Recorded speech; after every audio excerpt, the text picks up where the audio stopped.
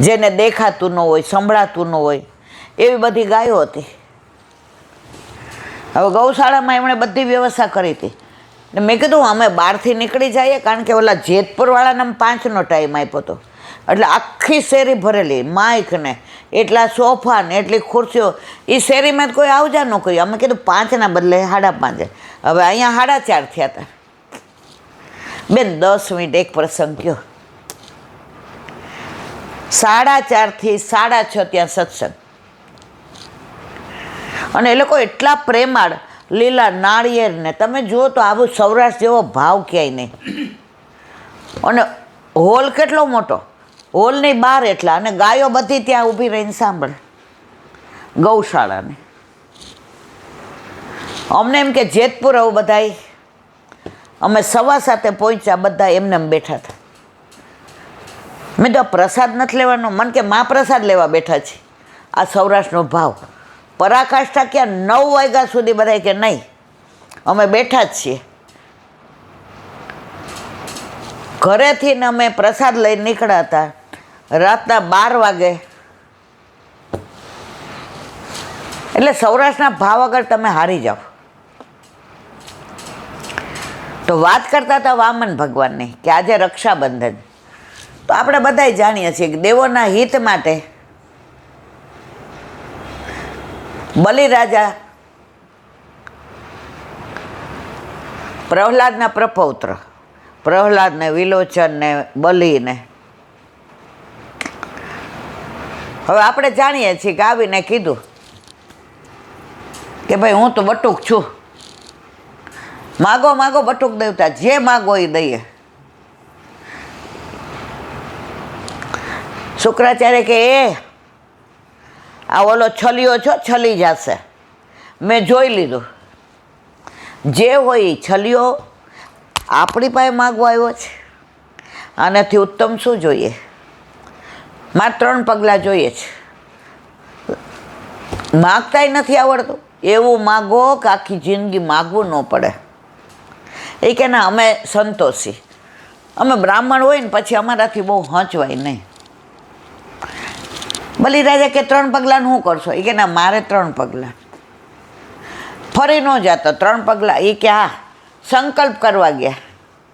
શુક્રાચાર્ય બેસી ગયા અંદર ઓલા લોટામાં, નળચામાં. ઠાકોરજી કે આને છોડાય નહીં. એ કે આ જળ નથી આવતું, આ હોયો નાખો અંદર. નાખો હોયો, ફૂટી આંખ. શુક્રાચાર્ય કે આ છોડે નહીં હોય. એ કે સંકલ્પ કર્યો. શુક્રાચાર્ય કે કરે તારા કર્યા ભોગવ જાય. કે પેલું પગલું પૃથ્વી, સ્વર્ગ. હવે ક્યાં મૂકો? મૂકો મારા માથે. અને આપણે જાણીએ છીએ સ્વર્ગમાં બ્રહ્માજી કમંડળ લઈને બેઠા હતા. ઠાકોરજીનું ચરણારવિંદ આવ્યું, પ્રક્ષાલન કર્યું, અને એમાંથી ગંગાજી પ્રગટ થયા. અને ભૂતલ પર શંકર ભગવાને પોતાની જટામાં ઝીલી લીધા. જનુ રાજા ગળી ગયા, તપ કરવામાં તકલીફ પડતી હતી.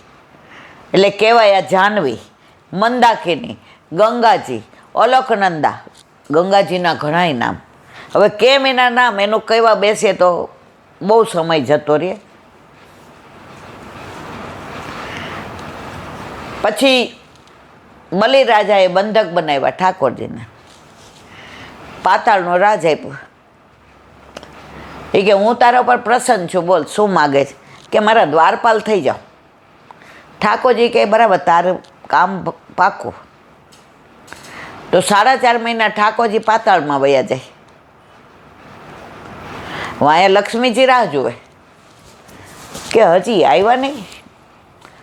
નારદજી કે ક્યાંથી આવે? તમારા વડ તો ચોકીદાર બન્યા છે. નારદજીને આવી બધી બહુ મજા આવે. એ કે નારદજી શું બોલસ તું? એ કે ચોકીદાર છે, દ્વારપાલ બલિરાજાના. એ તો પ્રસન્ન થાય તો બધું આપી દે. એ કે હવે પાછા ક્યારે આવશે? એ કે કાંઈ નક્કી નહીં. હવે લાવું કેવી રીતે?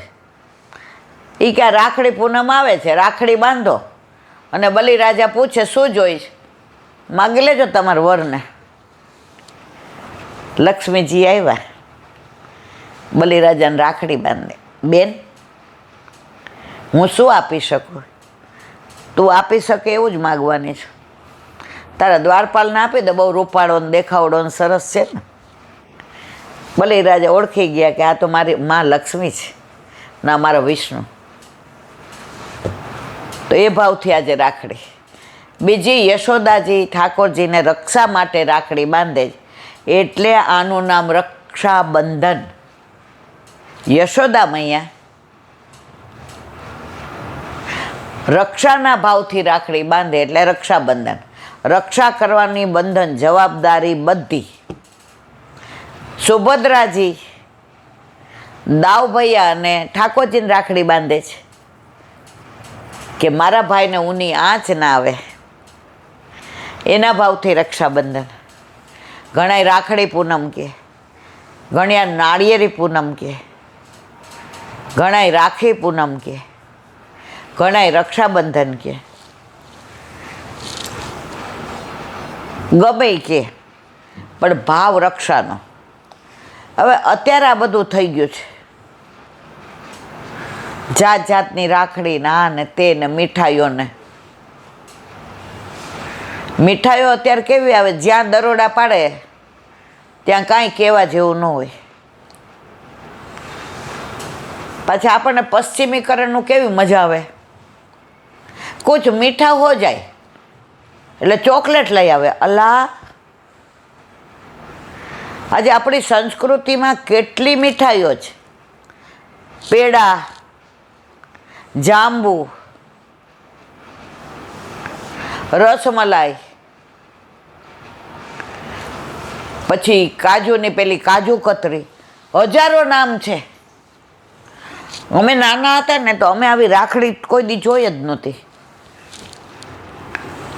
મારી બા એના ભાઈને રાખડી માટે કરે ને તો ઓલો ગોટો કરીને 7 ઓલાની અંદર ઘરે રાખડી બનાવે. એ રાખડી ઠાકોરજીને ધરાવવાની, ભોગ ધરાવવાનો, અને પછી અમે બેનો ભાઈને રાખડી બાંધીએ. અને એ દિવસે ઠાકોરજીને અટકીમાં સુખડી તો અવશ્ય હોય ને હોય જ. આમ લચાર લચ બીજું બનાવે પણ સુખડી તો હોય જ. તો અત્યારે કેવું છે, આપણા તહેવારને પણ આપણે પશ્ચિમી અનુકરણમાં નાખી દીધું. ઘણા કેક લઈ જાય, અરર આપણી પાસે શું નથી. જુઓ, બહારના દુશ્મન હોય ને તો ઘરના પહોંચી વળે, પણ ઘરનો દુશ્મન હોય ને એને ના પહોંચી વળે. આજે આપણી પરિસ્થિતિ આ છે. આજે આપણા કૃષ્ણને હરે રામ હરે કૃષ્ણ, કેટલા ઇસ્કોનના મંદિર. હવે એ લોકો શું કરે છે એનું મારે વિવરણ નથી કરવું.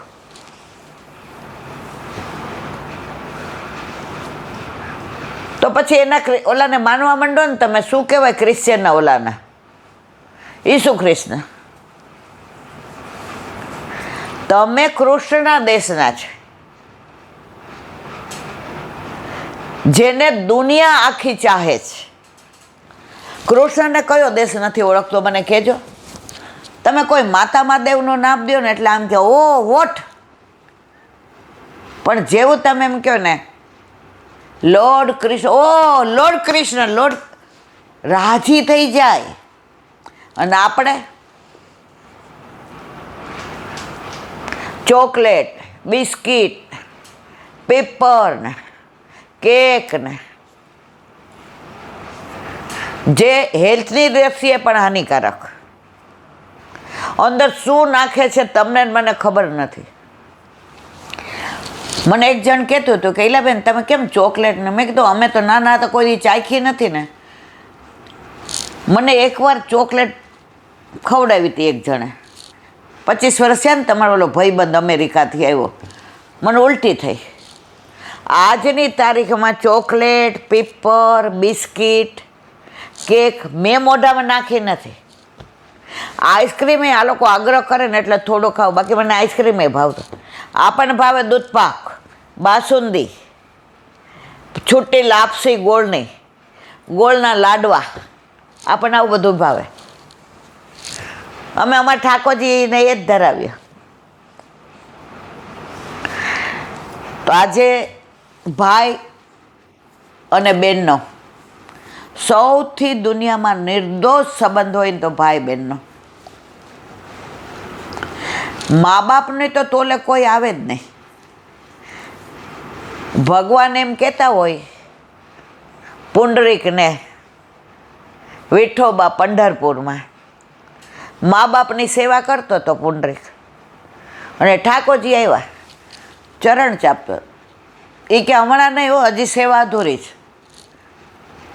લક્ષ્મીજી કે આ બેહવાનું તો કંઈક આપો.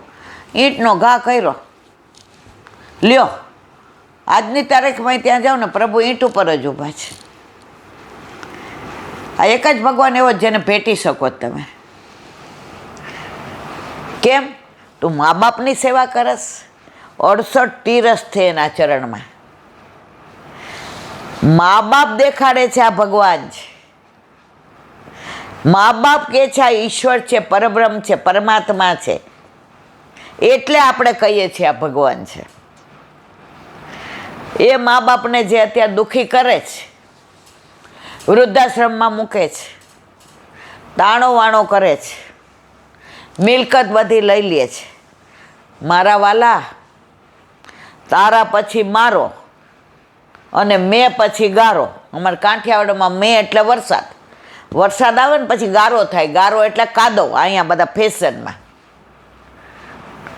અત્યારે તારો, તું અમને હેરાન કરસ, પણ તારા છોકરા તને કરશે. કળિયુગનો આવો પ્રભાવ. મા બાપ નથી ગમતા. તો આજે રક્ષાબંધન, આનંદનું પર્વ. સવારે એક બેન રાખડી લેતા હતા ને, તો નાની નાની લીધી. હવે તો કલર સરસ છે, કેસરી નથી, લાલી નથી. મેં તો કેમ આજ વહેલા ભાઈને રાખડી બાંધવા જવાના? એ કે ના, મારા મા બાપ ગુજરી ગયા ઈલાબેન. અમારી જમીન ઘણી હતી છે, તો મારા ભાઈને કોક એવું ચડાવ્યું કે તારી બેન આમાં સાઈન નહીં કરે. એટલે ગુજરી ગયા ને 16મે દિવસે હું આવતી હતી ને, તો મારા ભાઈએ સાઈન કરાવી લીધી. મેં કરી દીધી, મારે જોઈતું નહોતું. એના મનમાં કોકે એવું વિષ ઘોડી દીધું કે સંબંધ રાખીશ તો ભાગ માગશે. ઈલાબેન આજે 44 વર્ષ થયા. હું રાખડી કોઈને હું ભાઈ બનાવતી નથી ધર્મનો, અને હું કોઈને રાખડી બાંધતી નથી. હું મારા ઠાકોરજીને બાંધું. ત્વમેવ માતા ચ પિતા ત્વમેવ, ત્વમેવ બંધુ ચ સખા ત્વમેવ, ત્વમેવ વિદ્યા દ્રવિણમ ત્વમેવ, ત્વમેવ સર્વં મમ દેવ દેવ. કાયેન વાચા મનસેન્દ્રિયેવા બુદ્ધ્યાત્મના વા પ્રકૃતિ સ્વભાવ. મારો ભાઈ મારા ઠાકોરજી, મારો દીકરો મારા ઠાકોરજી, મારી દીકરી મારા ઠાકોરજી. મારા છોકરા નથી. મારે એકનો એક લાલો છે, જે 44 વર્ષથી મારા ઘરે બિરાજે છે. એ મન છોડીને ક્યાંય જાતો નથી. હું કોક વાર એને છોડીને કોકને ત્યાં વહી જાઉં છું, પણ મારો લાલો મને છોડીને નથી જાતો. કેટલો પ્રેમ કરે છે બેન. મારી આંખમાં પાણી આવી ગયા. મેં તો હું કોઈને રાખડી નથી બાંધતી. મને કે આપણા ઠાકોરજી આપણે રાખડી બાંધીએ ત્યારે બુખારવીને કેવો આનંદ આવે. એને આપણે કહેવું પડે મારે રક્ષા કરજે. જે બલિરાજાનો દ્વારપાલ થતો હોય એ આપણા માટે શું ન થાય? આપણો ભાઈ થાય જ થાય. એટલે આ રાખડી છે ને ઈલાબેન 3 લીધી છે. અરે 4. મેં કેમ? એ કે 2 આ હાથમાં ને 2 હાથમાં. એટલે ઠાકોરજી ઘરમાં જેને બિરાજે છે ને એને ખુમારી જ કે મારો ભાઈ તો આ ભાઈ તો એક જન્મ પૂરતો, આ મારો વાલો તો ગયા જન્મમાં હતો, આ જન્મમાં ને આવતા જન્મમાં ને એના પછી હશે. જેમ આ મારો અમર ચૂડલો છે એમ આ અમારા ભાઈ બહેનનો પ્રેમ અમર. અમારા ઠાકોરજી અમને, હું રાજી થઈ ગઈ. પછી મેં કીધું હાલો. મને કે ના અત્યારે નહીં. મેં કીધું કેમ?